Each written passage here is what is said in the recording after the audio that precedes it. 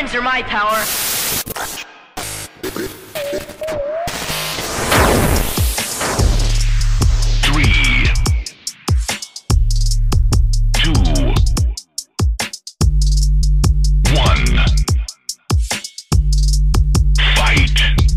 What is going on, guys, gals, non-binary pals, and nerds everywhere? Welcome back to Nerd Explosion, the weekly podcast where, based on the monthly theme, we nerd out about whatever we want. I'm Cameron. And I'm Kate.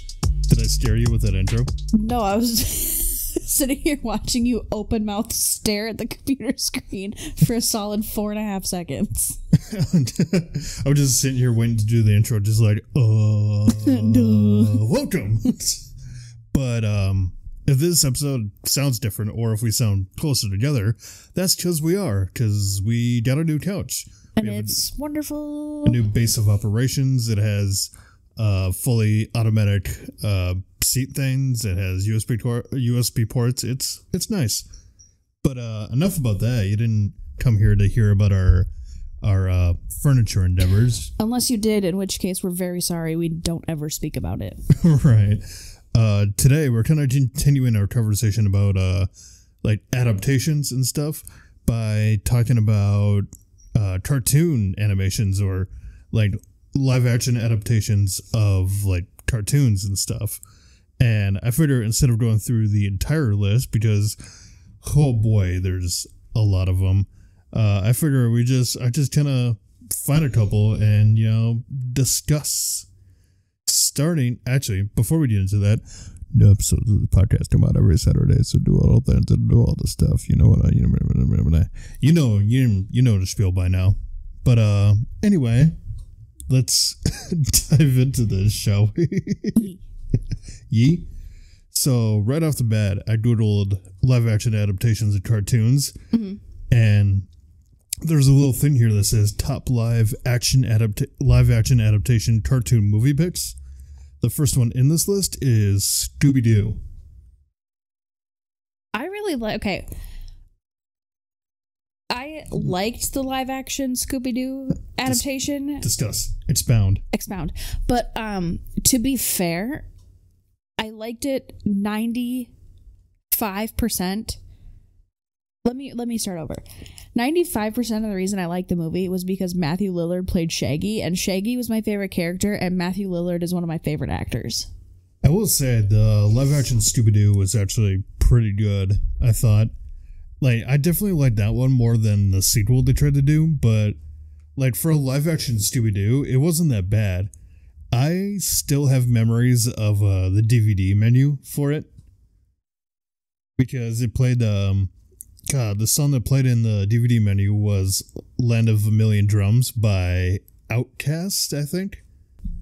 But, yeah, with the movie, Matthew Lillard, Freddie Prinze Jr., let's go into the cast. Yeah, Sarah Michelle Gellar, Matthew Lillard, Freddie Prinze Jr., Linda Cardellini as Velma. I already thought Velma was hot. Loved her portrayal of Velma. I already thought Velma was hot, but Linda Cardellini doing Velma, damn. Right? Like, damn.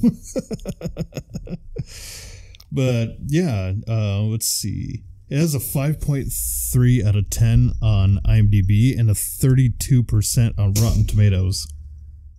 See, there are times when I trust Rotten Tomatoes' opinions of things, and other times where I'm like, okay, you have no idea what you're talking about.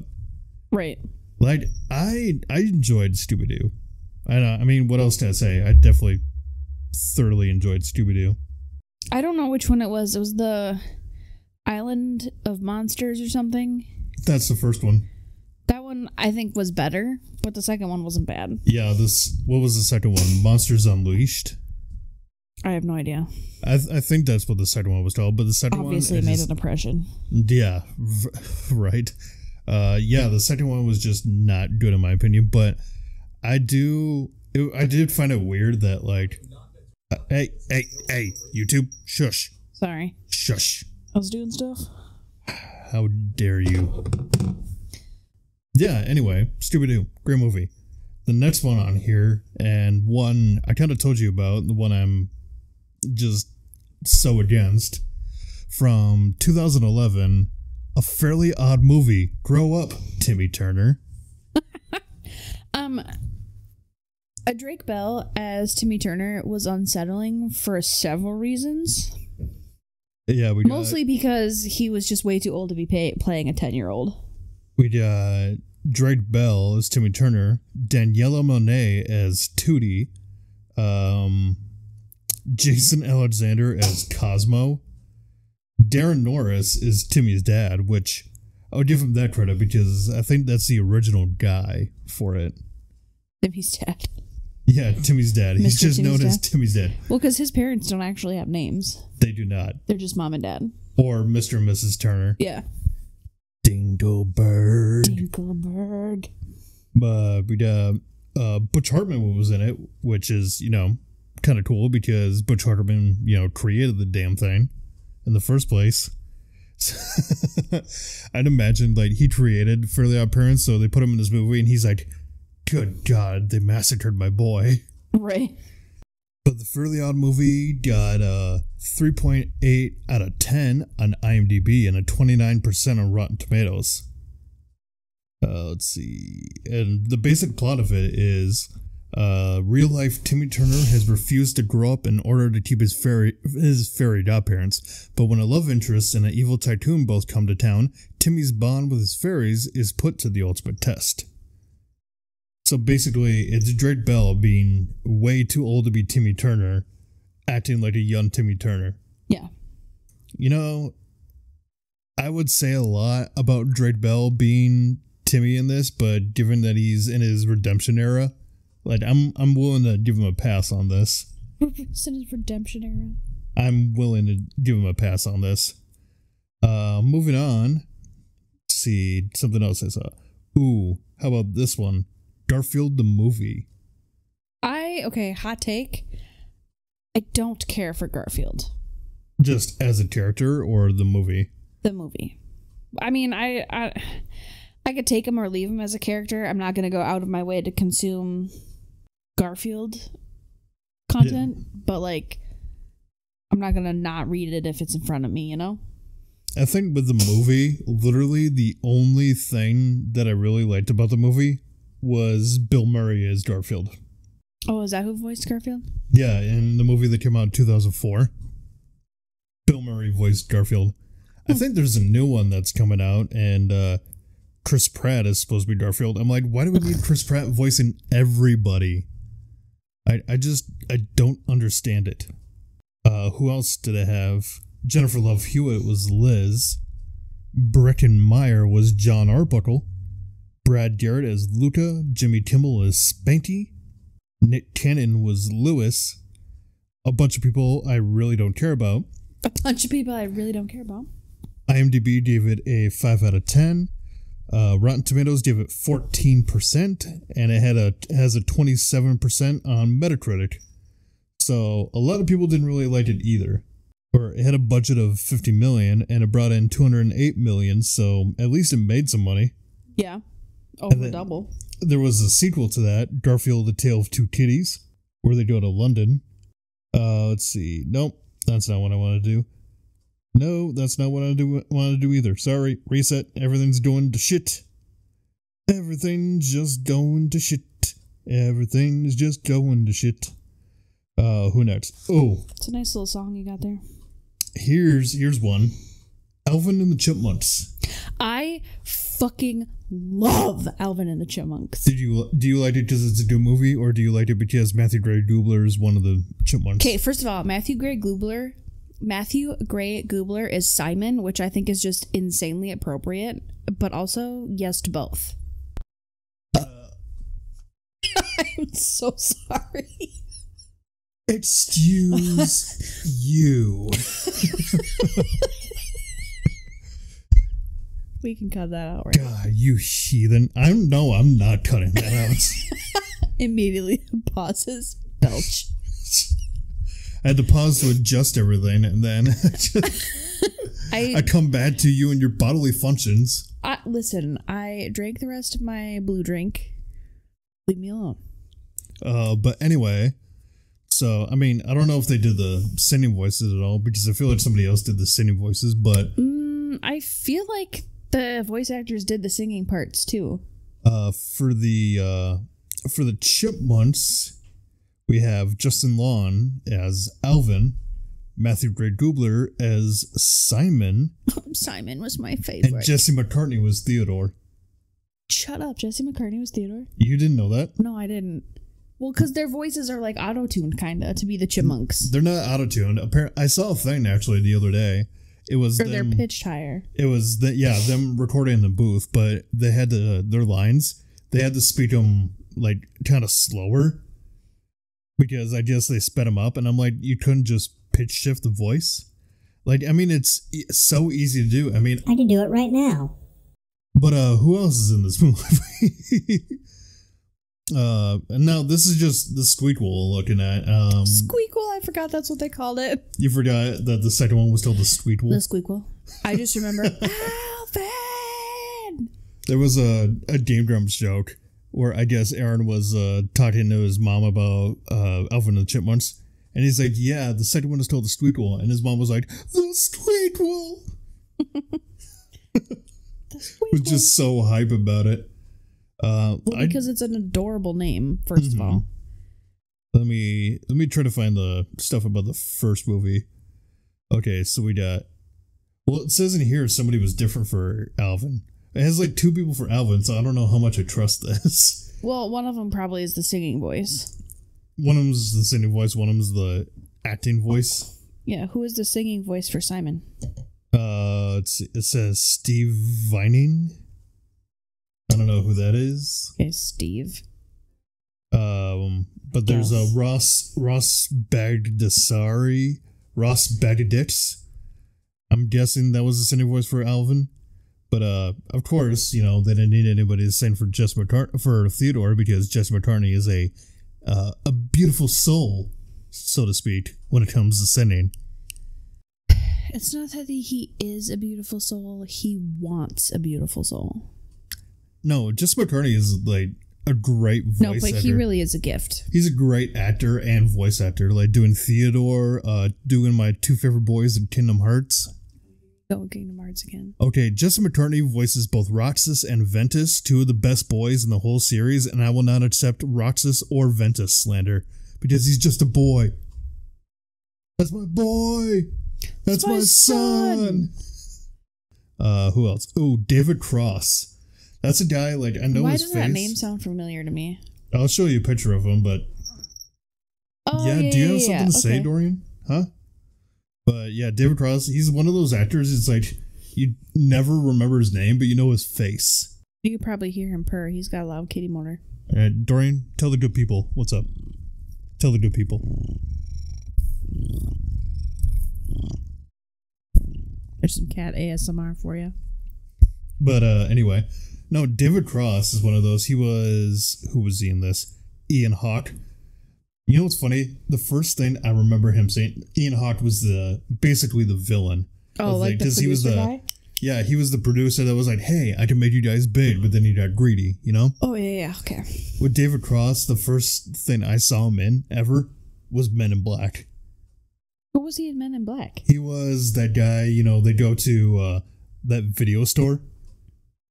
Oh, is he the one that gets his head blown off? No. No, that's the pawn shop guy. No, he's the one where they're looking for he's the one where he lives in his mom... No, the second one I'm thinking of. And he lives in his mom's attic or something? Yeah, I think that's the second movie when that is. Jay's trying to, reboot Kay's memories. And they go to the video shop because the guy has like a video of like one of Kay's biggest cases or whatever. Like the Light of Zartha or whatever. And he's just... I know at one point, like, his mom shouts up, he's like, you want some mini pizzas? And he turns to them, he's like, you want some mini pizzas? Like little things with cheese on them. I put some radio in it, but my mom puts way too much. And then there's just a long pause, and then he just turns down, no thanks, Mom, we're good. And then when they flash him into basically getting with that other woman, the woman who helps run the store. And he's like... And Jay's just like, move your bum ass out of your mom's house. I guess, I forget what they said they were going, but he tells the girl that they want to go on vacation. And he gets up and then she gets up and then he gets up with a shovel and he's like, hey, Mom. Hey, Ma. So, and, implying that he beat his mom with a shovel. Oh my god. But anyway, we're getting way off track. Let's go back to some of these cartoon movies. Yeah, we got Scooby-Doo 2 that we talked about. Ooh, this next one that I'm seeing here from 2003, probably one of the best drunk movies of all time, The Cat in the Hat. I like The Cat in the Hat, but I have to be in the right mood for it.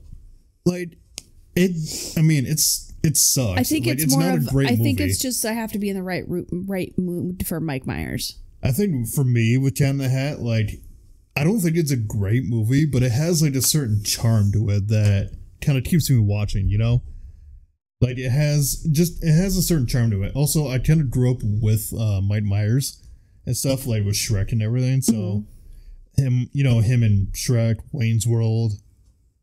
I just, I kind of have an appreciation. Yeah, Austin Powers. I have an appreciation for Mike Myers.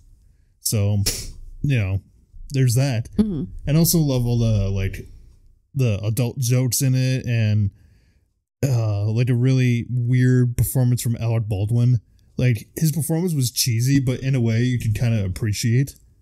Well, I think Alec Baldwin in a lot of his roles is just cheesy anyway.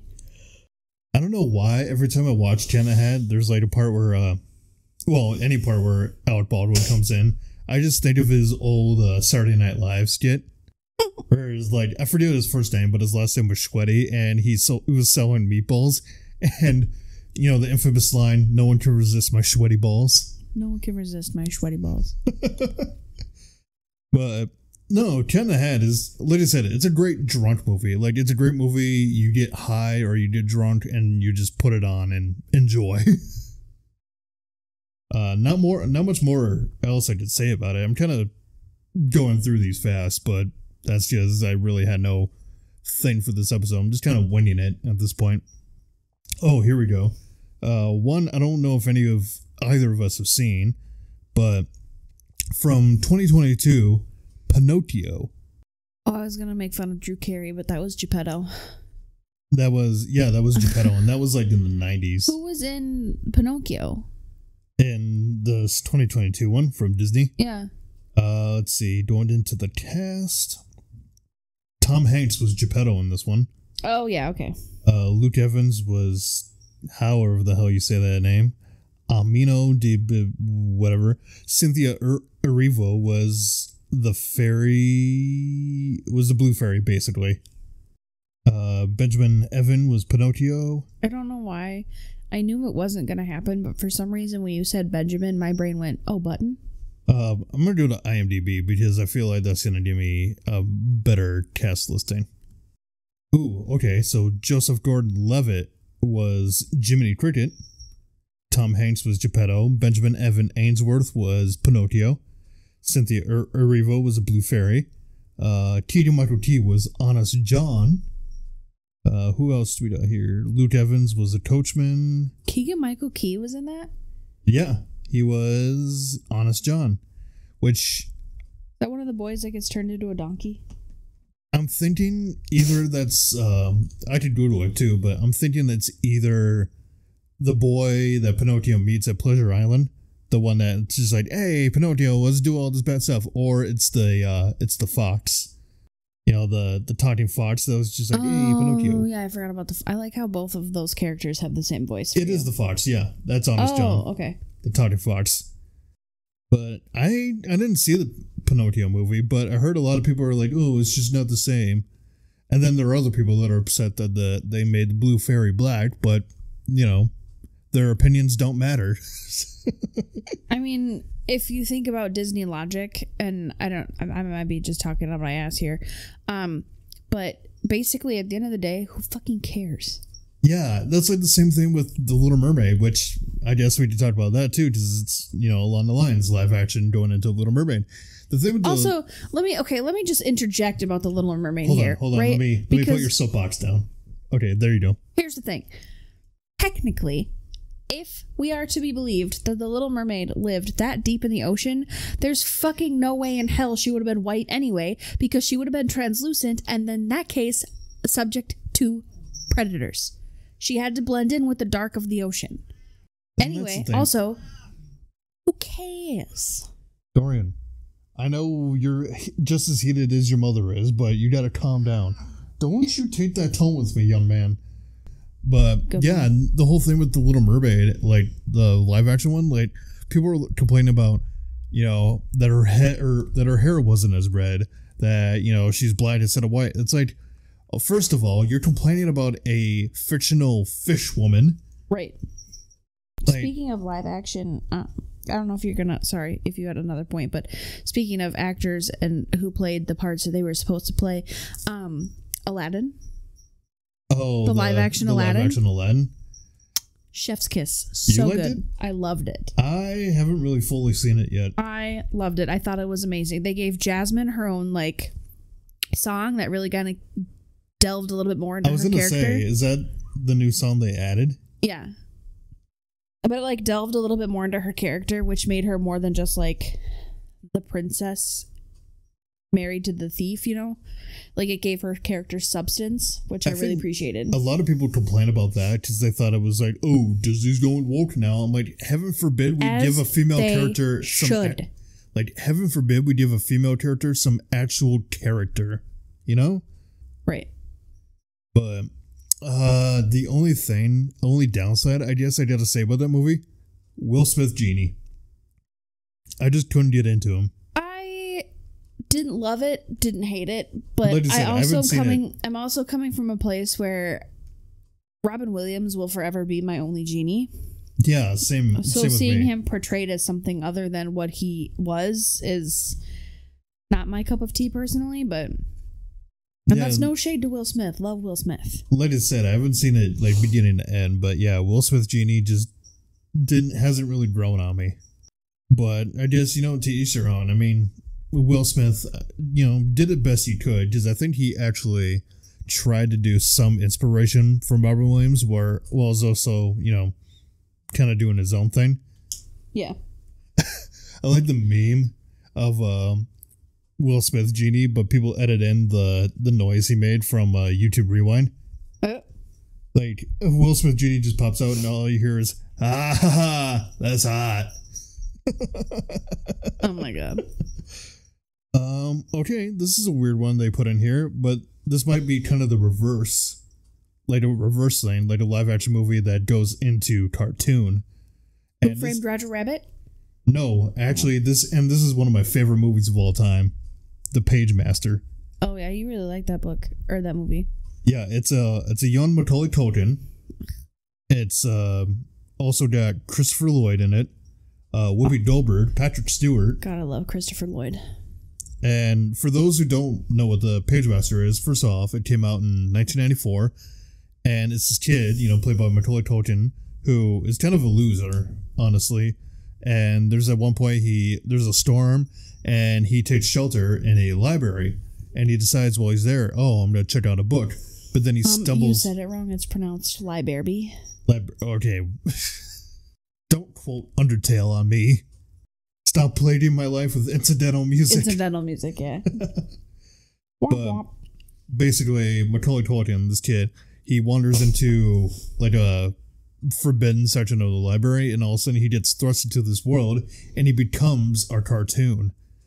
So I guess really, if you're looking at like live action, you know, cartoons adapted into live action, this is kind of the reverse. It's like live action, but then they turn into cartoons. And I really like this movie. One of my biggest memories of this movie, obviously it goes through different like genres of books. Like there's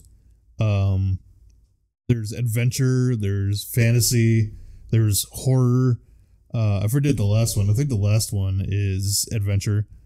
But like they go through like a pirate world, and then they go through like an enchanted forest, and then at one point they go through like a mansion that's owned by Dr.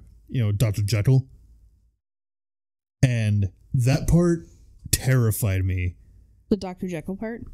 Yeah, because there was a part like he was normal and everything, but then he took the potion that turned him into Mr. Hyde. Yeah. And the part, and I should pull it up because it's Literally, it terrified me as a kid.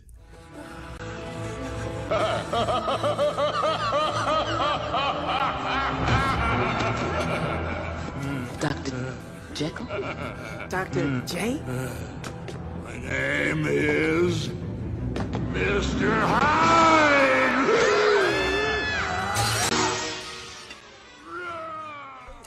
Yeah, that would haunt my nightmares as a child too. I mean, understand completely. Like, look at the thumbnail. Like, that face terrified me. That's gonna be a no for me, dog. That's definitely a no for me. Just like, oh boy. But it's a great movie, and I still enjoy it. I will still enjoy it to this day. Going back to this list, I suppose. What else do we got? What else? I don't know. Do we count the SpongeBob movie? Because it still was animated, but it had live action elements. I mean, it still had live action elements in it. It had the Hasselhoff. Who are you? I'm David Hasselhoff. Also the SpongeBob movie, fucking fantastic. It 10 is out of 10. Movie. Makes me laugh. I'm 30 fucking years old, and it makes me laugh hysterically. I think I actually saved a thing from this movie. You know, SpongeBob, there's a lesson to be learned from all of this. What's that, Patrick? Bubble blowing double baby doesn't belong out here. In man's country. In man's country. Oh my god. Yeah, no, the SpongeBob movie is great. I guess. So funny. Yeah, I guess we could count that because, like I said, it had live action elements. The Hoff. With the Hoff and the whole thing in Shell City. And the part where they... Oh my god, so the part where, like, they're on that table and they're, like, dying of, like, not having water. Mm-hmm. And they're singing Goofy Goober, like, all like... Goofy Goober. And they're, like, slowly dying. And then it cuts to, like... the pirates in the theater, like the actual human live action pirates in the theater watching this, just crying their eyes out. Right. And then well, and I also didn't realize until that movie that Kenny, what's his name, the voice actor for SpongeBob, is also Patchy the Pirate. Tom Kenny. Yeah, Tom Kenny. Yeah, he's Patchy the Pirate. I did not know that. He does a few other different voices in SpongeBob too, but he's mainly SpongeBob. But yeah, he's also Patchy, and he does a lot of stuff. He actually is the voice of one of my favorite video game characters of all time, too. He's Spyro the Dragon. Oh, yeah. Or at least the current voice of Spyro the Dragon, because in the very first game, the original first game, it was Carlos Rocky, who is Rocco, and who else? Like Rocco is in Rocco's Modern Life, Rocco? Yeah. Oh, okay. But yeah, Tom Kenny is the voice of Spyro, and he's also the voice of SpongeBob in that too. Oh, okay. Now I know this is one probably a lot of people are gonna, not be on board for. The Last Airbender from 2010. Can I tell you my honest opinions about that movie? This is the 2010 live action adaptation of Avatar: The Last Airbender. Yes. What opinions do you have, Caitlin? Having watched the new and phenomenal version that's on Netflix, here's what I have to say about the 2010 live action Avatar. Tell me how you really feel. That movie was a fucking abomination. First of all, who's Ong? Oh, right. I forgot they called him On in that. Like, who the hell is On? A-N-G. Aang. You had the source material. If you're looking for somebody to blame in that, M. Night Shyamalan. Fucking M. Night Shyamalan kissed my whole ass. M. Night Shyamalan, one of my favorite TV shows. You know what's weird? Looking at this cast listing, Dev Patel was Zuko in that. Mm-hmm. And the only thing I know about Dev Patel besides that is he has a movie out right now. Like, he directed and acted, or I don't know if he directed, but he's in a movie now called Monty Man. Oh, I think I saw a preview for that the other day. And a lot of people were saying Monty Man is good, so apparently he didn't let The Last Airbender get him down. No, but as long as we're on the subject of live action avatars, the Netflix series, 10 out of 10, do recommend. I mean, even if you don't like live action Airbender, it's still better than the 2010 movie. So here's the thing I'll say about the live action Avatar that's on Netflix. They put about 6 episodes worth of content into one episode. So that the first whole season, which was Water, technically, the Book of Water, the first whole season, the season ends with the attack on the Northern Water Tribe. Well, that's where this series ends too, but they also kind of work in going to Amashu and meeting with King Boomy and like doing all this stuff. So it's kind of a little jumbly, but they do it in a way that makes sense.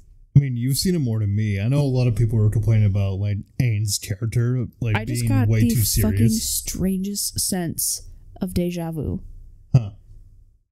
I just turned to look at you talking into the mic, and I was like, we've been here on this couch before doing this. It was weird. Anyway. But I know a lot of people were complaining about the change in Aang's character being like, oh, we're going to take away a lot of his childlike wonder to make him more serious. And I'm like, okay, that's not who Aang is as a person, though. No, but in the series... Aang is just goofy. In the live action... He does still have that like childish quality, but he's also, because the way, and I think, and I can't speak for this for certain, but this is just the vibe that I got from it. I feel like because of the way they did this and they kind of jumbled everything around and mushed it all together a little bit, there's less time between when he came out of the iceberg and when they made it to the Northern Water Temple. Plus, when he was in the spirit world, he talked to Monkey Atsu. So I think taking away that childhood wonder isn't necessarily the goal they were going for. To me, it seems like he's more freshly dealing with the trauma and the knowledge that like, oh, everybody's dead, and I think it's because of me, and I've been gone for 100 years. So it's almost like, because I know in the animated series that he was very doofy like right off the bat, and then like later in the series, like towards the end, he was a lot more serious and everything. And I feel like kind of that's what they did. They took him, like his attitude and his character from later in the series, and applied it to like the beginning. Kind of, but like I said, I think I got the vibe from it that he's more processing like what really has happened these last 100 years and trying to figure out where he fits in all of it, because it seems to me like he's just a traumatized kid and he's blaming himself for the death of all the airbenders. And Gyatso even says so when he sees him. Spoilers ahead, by the way. When he sees Gyatso in the spirit world, he says to him, there's nothing you could have done. If you had stayed, you would have died with us. So like he's trying to process that blame and a lot of that survivor's guilt because he left. Yeah. Anyway, that's just my hot take. It's a good show, though. You should watch it. I will say, like, I'm not going to disagree that the live action one isn't good, but I will definitely take the original series over anything. Oh, absolutely. Because there's just a certain charm the original series has, you know, with your secret tunnels and your secret tunnel. They sang that in the. Yeah, I know. I've seen a clip of that. Secret tunnel. I forget the next part, but I think it goes, secret tunnel through the mountain, secret tunnel. So good. One question though with the Netflix one, because you've seen it, is Toph in this current season? In this current season, no, she has not been introduced yet. Okay, they better not screw up Toph. I will stop watching if they screw up Toph. I was just to say, they will piss a lot of people off. I guarantee. The boulder is conflicted about fighting a small blind girl. Sounds to me like you're scared, Boulder. The boulder is over his conflicted feelings. I like how also the boulder has like...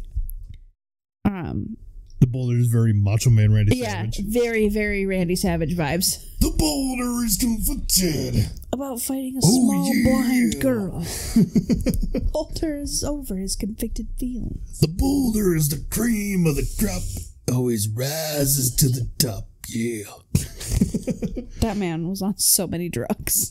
I suppose let's rapid fire here through a few more in here. 101 Dalmatians from 1996.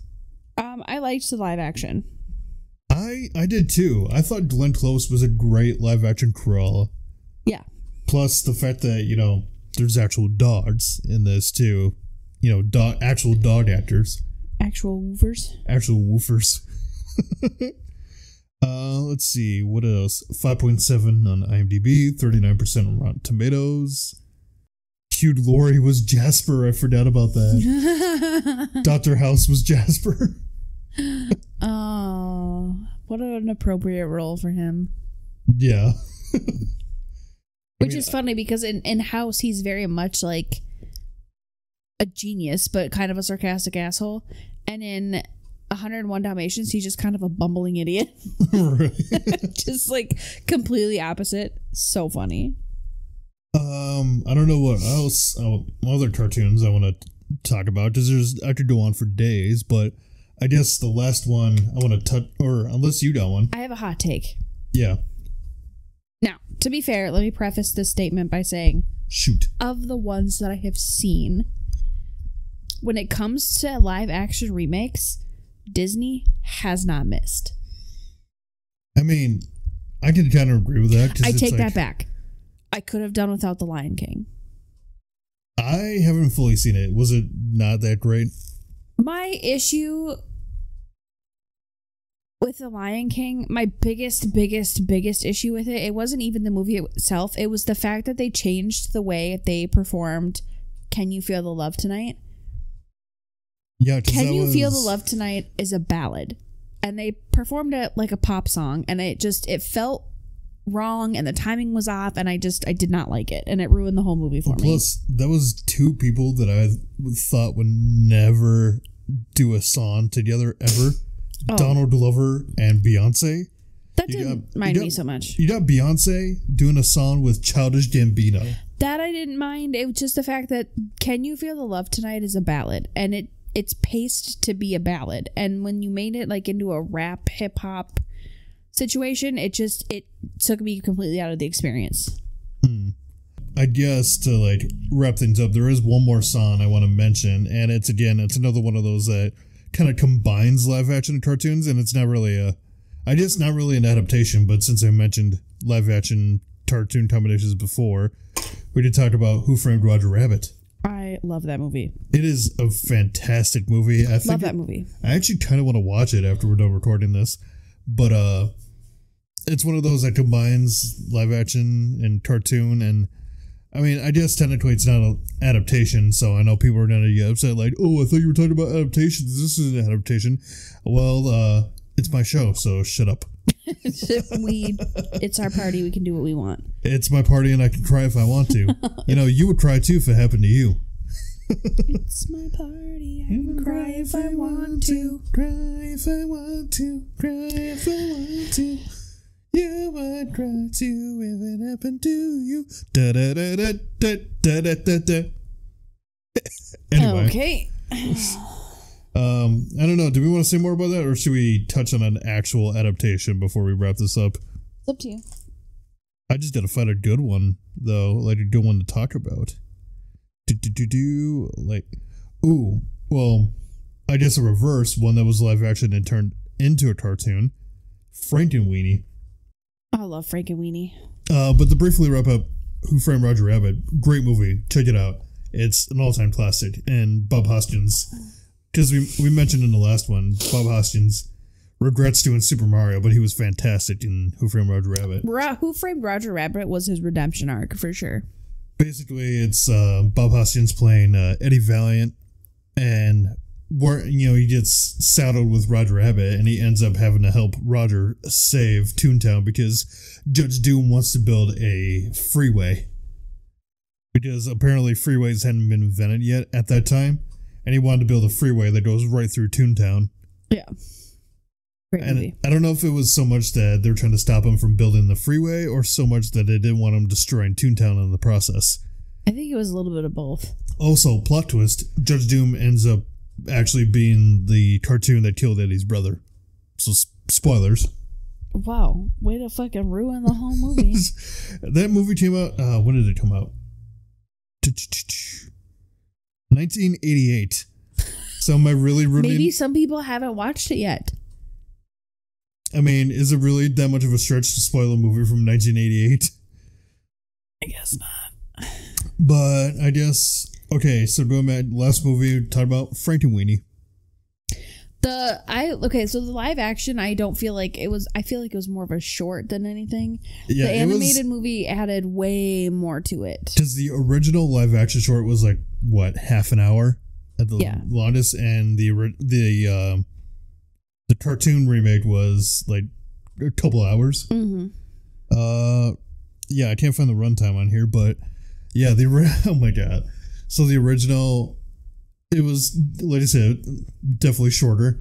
And the one part that gets me every time when I see the live action one is there's a part where he's playing fetch with Sparky, and Sparky goes out into the road chasing the ball and gets hit by the car. Mm-hmm. And it cuts to a shot of the kid running outside. He looks, and then he's like, no! And then it snap cuts to a fucking gravestone of Sparky. It is a little jarring. It literally just like jump cuts right to the tombstone, and it just gets me every time. Just takes you right out of it. Mm-hmm. But both the live action and the animated were done with, help from Tim Burton. Because Tim Burton was responsible for the original, and he came back for the remake. But all the 2012 one did was kind of expand on the story. Because all the live action, better, in my opinion. All the live action was about was Victor wanting his dog back, so he reanimates him. But then people find out about the dog. The dog runs off to the windmill, and it burns down. And then everybody sees how sad the kid is, thinking the dog's dead. So the whole town works together to revive him. Yep. And the 2012 one kind of expanded on that with, other kids seeing Victor reanimate the dog and be like, oh, we want to do that. And they basically reanimate their pets as well. But it leads to a bunch of chaos, and then everything just kind of ties in together. We asked the question of whether or not we could. We did not ask whether or not we should. It's the 2012 one, like if you watch it, it's very Tim Burton-esque. Oh yeah, 100%. Like it's 100%. You look at the character designs, it's very Tim Burton. He does have a very specific style for sure. Bug-eyed, dark eyes, just staring off into the distance. Like that's a very Tim Burton style. And a soundtrack usually done by Danny Elfman. Yeah, Danny Elfman. I was like, I can picture him. I just blanked out his name. I guarantee, like, you can't have a Tim Burton movie without doing Danny Elfman, which I really hope that Danny Elfman is back. I think he is doing the music for the Beetlejuice sequel. I think I saw that somewhere too, yeah. But, yeah, I guess Frankenweenie, that's another good, I guess, live action to cartoon instead of, cartoon to live action. Because, yeah, we already talked about Aladdin. I don't know if Casper counts. Because Casper's on this list too, but I feel like they just throw a bunch of stuff together. I wouldn't count Casper. Well, was it a live action movie before it was a cartoon though? They made a cartoon like way back in the day, and then they made a movie off of it. I mean, I guess that would count then, wouldn't it? I suppose, just, yeah, Casper was a really old cartoon, but then they made a movie which came out in 96, I believe. Very young, well, not very young, like a teenage Christina Ricci. This was well after she did Addams Family. And it's one of my favorite movies of all time. I love Casper. I love Christina Ricci. Yeah, the Casper movie was great. Like, let me go back to it actually to see the cast and everything. 1995, so not 96, 95, but Christina Ricci was Kat, Bill Pullman was the dad, Devon Sawa was the voice of Casper in this, Kathy Moriarty was Kerrigan. Do you remember Kerrigan in that? Yeah. One of my favorite parts of the movie though was Eric Idle as Dibs. Because there was the part where he finally had enough of Kerrigan, because she had become a ghost and he had the revival juice or whatever it was, and he was like, finally I have the upper hand. He's like, I've got the power, I've got the treasure. And the Terror's like, and you have a plane to catch, and just yeets him out a window. And you have a plane to catch. Let's see who else was in it. There's Stinky, Fatso, and who's the other ghost? Were those the cousins or the uncles or whatever? The cousins of, or the uncles of Casper. Or no. Okay, so there's two different people. This is why Google confuses me, because there's two different people for Casper in this. There's Devon Sawa, and then there's Malachi Pearson. Did he sing? Oh, I know. You know why? Because there was the ghost version of Casper for the voice, and then sure. at the end, remember when he becomes a boy for like 10 minutes? So he can dance with an actual human for that part really. So like he's dancing with Kat and they're having a moment or whatever, and then the clock chimes. Also during that time, I love that Kat's mom is the one that has this power and actually visits the dad, and he gets some closure finally. But you know, the clock chimes and the Casper slowly turns back into his ghost form, and while all the kids from Cat's school are just staring at them, and then Casper just turns in and he's like, hi, and everyone just screams and runs out of the mansion. Right, like he's not even the scariest ghost there. One thing I always love too is during the credits, there was a version of the Casper theme that was done by Little Richard, who is an old jazz musician. But there's a part in the song where it goes and then there's a part where it's like building to the next chorus and there's a little piano, and then just randomly I think it's God, I can't remember the uncle's name. It's the Lonstino. It's Stretch. Oh yeah, Stretch. Fatso, Stinky, and Stretch. He bursts through the credits as Little Richard and does a little like woo. I wish you could have seen the look on your face when you did that. Just oh my god, but Casper is such a great movie. Yes. But I suppose any others you wanted to touch on, or not that I can think of. It? All right. Well, I mean, there's plenty of others, but I guess that's all we have time for today. Maybe one day we'll do a part 2 for shits and gigs. Yeah, and I know we did touch on stuff that's not exactly cartoon to live action, but you know what? Whatever. It's our party. We can cry if we want to. It's the thought that counts. But I guess with that being said, we'll call this an episode. What did you think of this episode, Caitlin? I never asked you what you thought, but what did you think? Opinion? Yeah. Yeah. That's all you have to say. Just yeah. Yeah. No, I mean, I think this is a rabbit hole we could spend hours going down, but the problem is that we haven't really. I don't think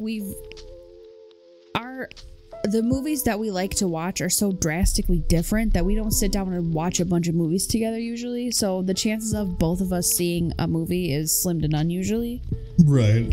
But this is kind of a fun way to figure out which ones we have seen and which ones we could maybe watch. Yeah. But yeah, I guess with that, we'll call this an episode here. If you guys have any thoughts of any kind, literally any thought, let us know on social media. Link is in the link here in the description. But with that, I think we're going to close this episode off. Drink plenty of water, do positive things, be nice to one another, I mean it, or I will call your mother. I've been Cameron. I've been Kate. And as always, we'll see you in the next one. Nerds out.